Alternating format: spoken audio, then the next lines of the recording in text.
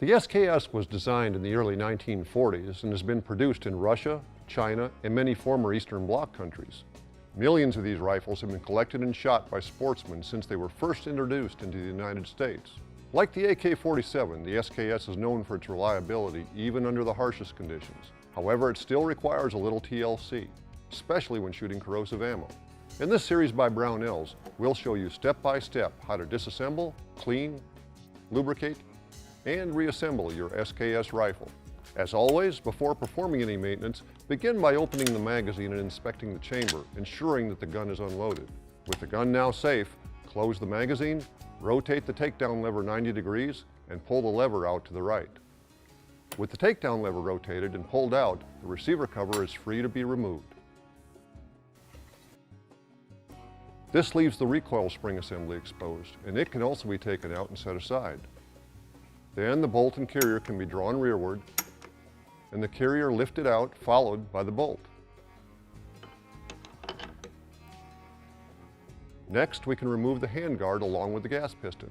To do so, locate the handguard catch at the top rear of the handguard and rotate it upward 90 degrees. Note that you should not go past the detent at this point in order to prevent the piston extension from shooting out, as it is under spring tension. Once rotated 90 degrees, lift the handguard from the barrel and remove the piston.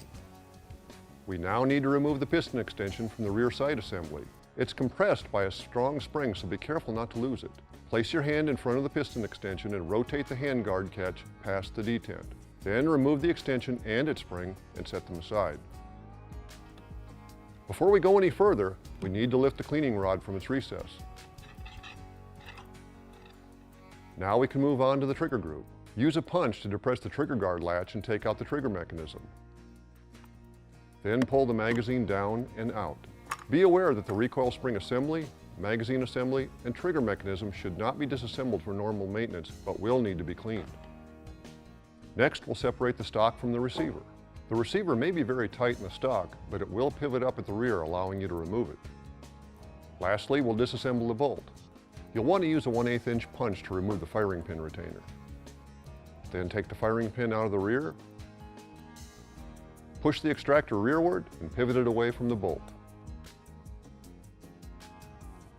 The last step is to take the spring out of the extractor.